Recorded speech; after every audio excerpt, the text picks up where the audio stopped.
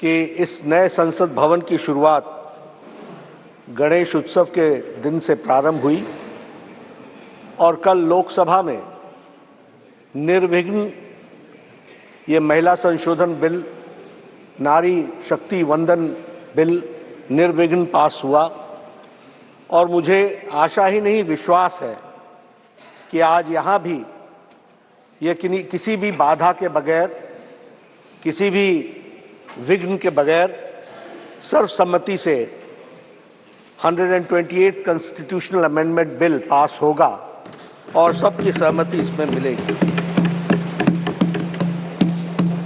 हम यह भी जानते हैं कि हमारे प्रधानमंत्री मोदी जी, मैं उनको धन्यवाद देना चाहता हूं, जिन्होंने यह नारी शक्ति वंदन बिल लाकर जो रिजर्वेशन का विषय काफी लंबे अंतराल से चल रहा था, उसको एक निर्णायक मोड़ पर लाने का प्रयास किया है। इसके लिए मैं जहां उनको धन्यवाद देता हूं, वहीं जो उन्होंने नारी के सशक्तिकरण के लिए, एम्पावरमेंट के लिए जो पिछले 9 साल में कार्य किए हैं, उसके लिए भी मैं उनको धन्यवाद देता हूं, जिसने भारत की नारी को सुधारने में और उसकी दशा और दिशा और आगे मजबूती से समाज में बढ़े, इसके लिए बहुत ही कारगर कदम उठाए हैं। और उसी कदम में यह कदम भी एक बहुत महत्वपूर्ण कदम है, जिससे नारी का सशक्तिकरण होगा और नारी को ताकत मिलेगी। शब्दों के बारे में कई लोगों का अपना अपना वक्तव्य हो सकता है, लेकिन नारी शक्ति वंदन विधेयक, ये नारी शक्ति वंदन, यह शब्दावली ही अपने आप में हमारी सरकार की, हमारे प्रधानमंत्री जी की और हमारे समाज में महिलाओं को देखने के दृष्टिकोण को स्पष्ट करता है और एक दिशा देता है। सभापति जी, मैं यहां यह भी कहना चाहता हूं कि हम सब लोगों के मन में कुछ धारणाएं बन गई, और वो धारणा ये बनी है कि जैसे हम महिलाओं पर कोई कार्य कर रहे हैं तो कुछ एहसान कर रहे हैं। अगर हमने महिलाओं के सशक्तिकरण के लिए कुछ किया तो हम कुछ ऑब्लाइज कर रहे हैं। मैं यहां स्पष्ट करना चाहता हूं कि भारत की संस्कृति में महिलाओं का बहुत बड़ा स्थान रहा है। ये हमारा और आपका नहीं, ये हमारे पूर्वजों ने, हमारी संस्कृति ने महिलाओं को जिस तरीके से समाज में प्रतिस्थापित किया, वह बताता है कि हमेशा ही हमारी संस्कृति में महिलाओं का स्थान उज्जवल रहा है। इसलिए वो पिछड़े हैं, वो असहाय हैं, वो अबला नारी, ये शब्दावली हमारी नहीं रही है। और हमने नारी को शक्ति के रूप में देखा, देवी के रूप में देखा और समाज को दृष्टि देने वाला।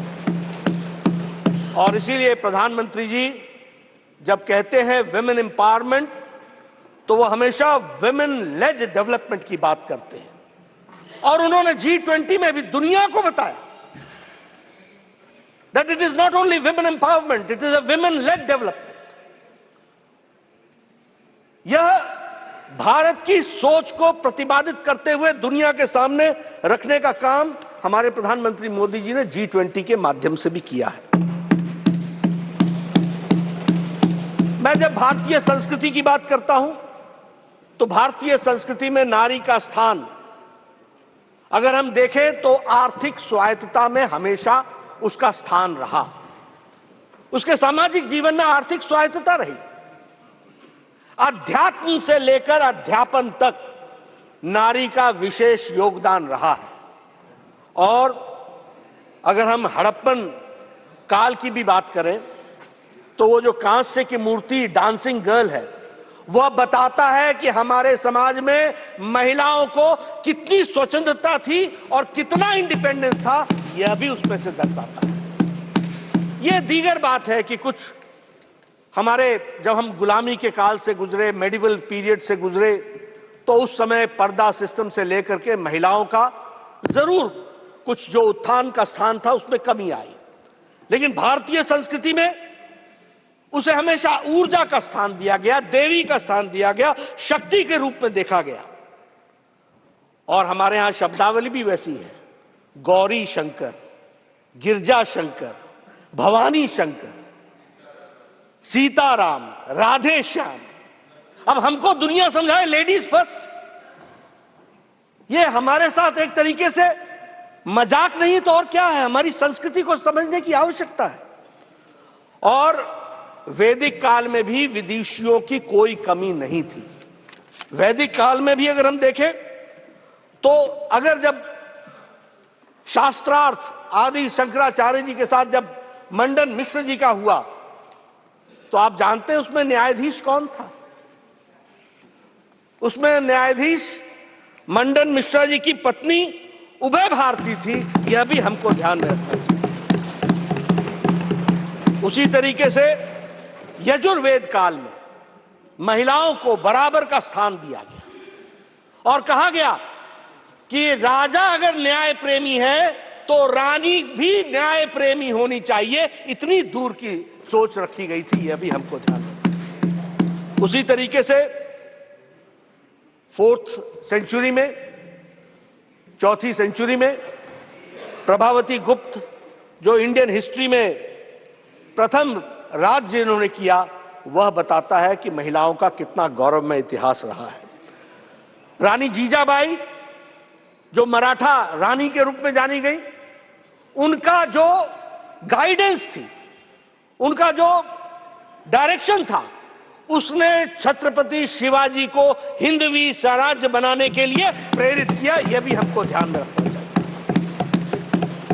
अहिल्याबाई होलकर जी को हम सब लोग जानते हैं अध्यात्म की दुनिया में, और उसके साथ साथ जिस तरीके से उन्होंने मंदिरों का नवनिर्माण किया, वह बताता है कि महिलाओं का हमारे सामाजिक और हमारे आध्यात्मिक जीवन में किस तरीके का स्थान रहा है। 1857 का हमारी क्रांति, और उसमें भी रानी लक्ष्मीबाई को हम नहीं भूल सकते, उनका नेतृत्व हम भूल नहीं सकते। और यहां हमारे संविधान सदन में जो कित्तूर रानी चेन्नम्मा जी की जो मूर्ति है, वह संविधान सदन में सुशोभित होकर के वह भी भारत की गाथा और महिलाओं की गाथा बताती है। पोर्चुगीज के खिलाफ अगर कर्नाटक के महारानी अब्बक्का ने अगर लड़ाई लड़ी, तो वह भी एक अपने आप में गाथा बताती है कि महिलाओं ने किस तरीके से हमारे विकास के लिए काम किया है।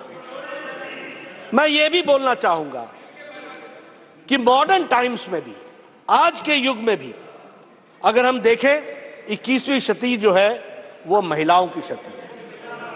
21वीं शताब्दी जो है वह महिलाओं की शताब्दी है।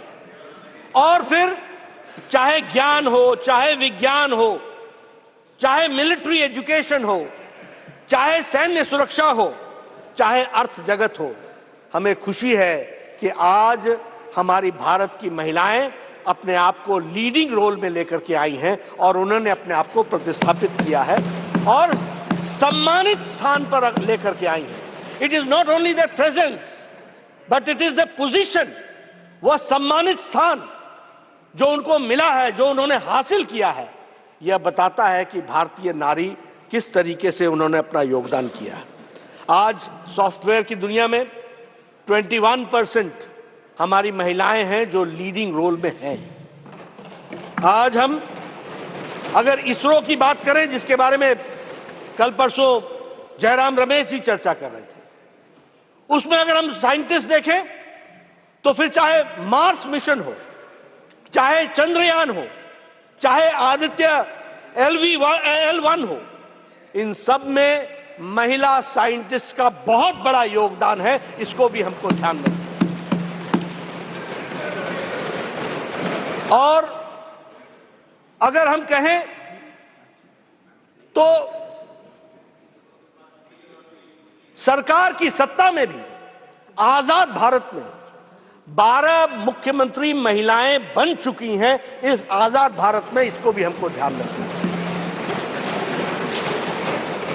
बहुत से ऐसे देश हैं जिन्होंने वोटिंग राइट्स पाने के लिए एक लंबा संघर्ष किया। महिलाओं ने सिर्फ फ्रेंचाइज पाने के लिए बहुत लंबा संघर्ष किया।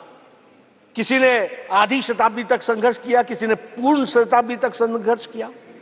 लेकिन यह हमारा सौभाग्य था कि हमको फर्स्ट जनरल इलेक्शन में महिलाओं को बराबर का स्थान दिया गया। यह हमारी सोच दर्शाती है। और ऐसा नहीं है, सबका योगदान है। 1931 में सरोजिनी नायडू जी ने ब्रिटिश प्राइम मिनिस्टर को चिट्ठी लिखी थी और उसमें कहा था कि हमें फ्रेंचाइज मिलना चाहिए। और उस उन्होंने वाक्य लिखा था, we do not want to be nominated, we want to be elected. तो इस तरीके से अगर हम देखें तो हर दृष्टि से महिलाओं का एक विशेष योगदान रहा है। और हमें यह भी सौभाग्य है कि बहुत देशों से पहले हमें प्रधानमंत्री भी महिला इस देश को बहुत पहले मिल गई, कई अन्य देशों से पहले। इसलिए हमारा नजरिया बेचारा, अबला, बेचारी नारी ऐसा कभी नहीं रहा। हमेशा हम लोगों ने उनको एक विशेष स्थान देकर के उनको आगे बढ़ाने का काम किया। हमारे कॉन्स्टिट्यूएंट असेंबली में भी 15 महिलाएं थी जिनका विशेष योगदान संविधान के निर्माण में रहा।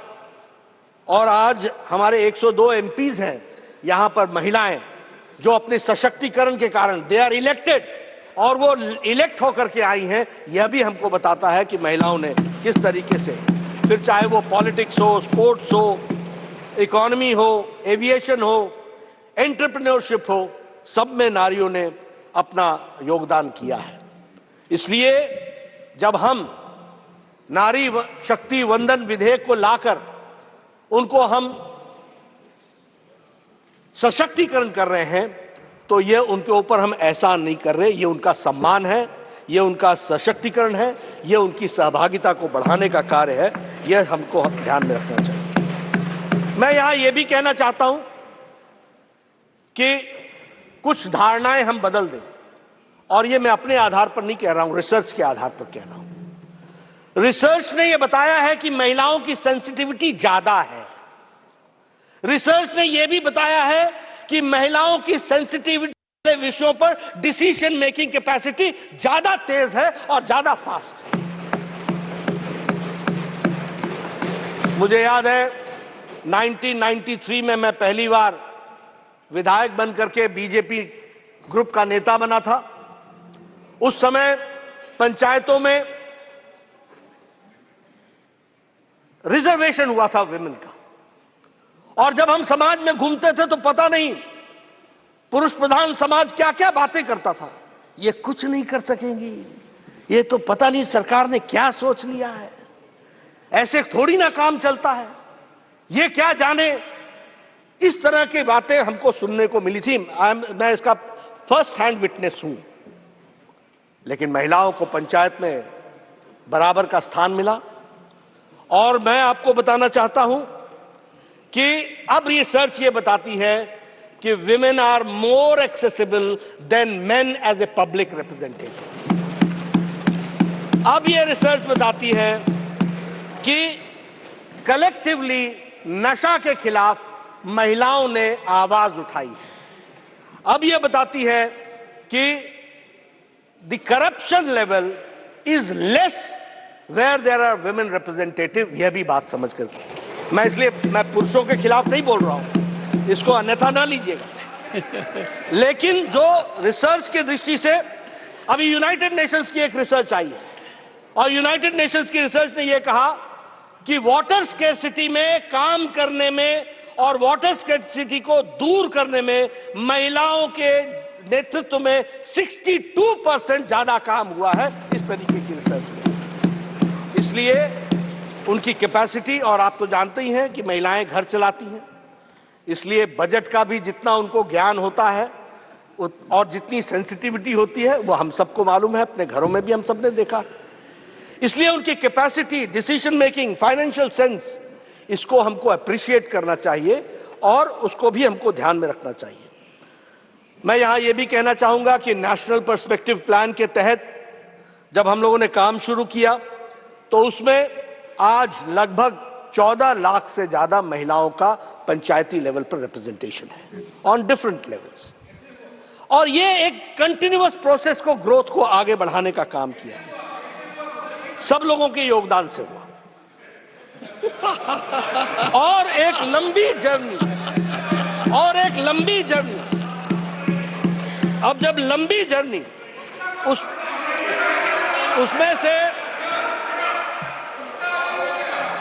उसमें से इस कार्य को आगे बढ़ाने का काम किया। एक बात बताऊं मैं आपको, माननीय नड्डा जी, जब चारों तरफ देखते हैं तो जब नई नई पंचायत व्यवस्था आई थी और गांव में जाता था तो पूछता था कि आप कौन है, मीटिंग में आते थे, कहते थे मैं सरपंच पति, मैं प्रधान पति, मैं जिला प्रमुख पति। ये कल्चर चालू हुआ था, वो कल्चर अब खत्म हो गया है जी, and that you can see all around. Yes.